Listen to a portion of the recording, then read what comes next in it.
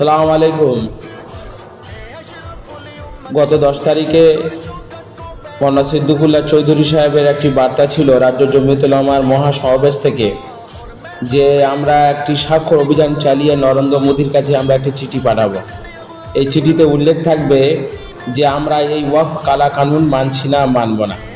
সর্বস্তরের মানুষ, যে কোনো শ্রেণী মানুষ হোক না কেন, যে জায়গায় থাকি না কেন, যে প্রতিষ্ঠানে থাকি না কেন, মাদ্রাসা, মসজিদ, যে জায়গার যে কমিটি বা প্রতিষ্ঠান, ক্লাব বা যে কোনো জায়গা থাকি না কেন, আমরা এর সর্বোচ্চভাবে এই স্বাক্ষর অভিযান চালাচ্ছি আর আমরা চালিয়ে যাব ইনশাল্লাহ।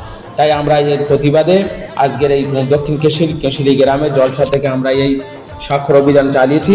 আর এই স্বাক্ষর অভিযান সমস্ত ব্লকের প্রতিনিধিদের কাছে আমরা জানাচ্ছি এবং যারা প্রতিনিধি নাই তাদের কাছেও জানাচ্ছি, আপনারা অবশ্যই এই স্বাক্ষর অনুযায়ী আপনারা এরকম স্বাক্ষরের অভিযানে ঝাঁপিয়ে পড়ুন এবং একত্রে আওয়াজ তুলুন যেন এই কালা কানুন বাতিল করে।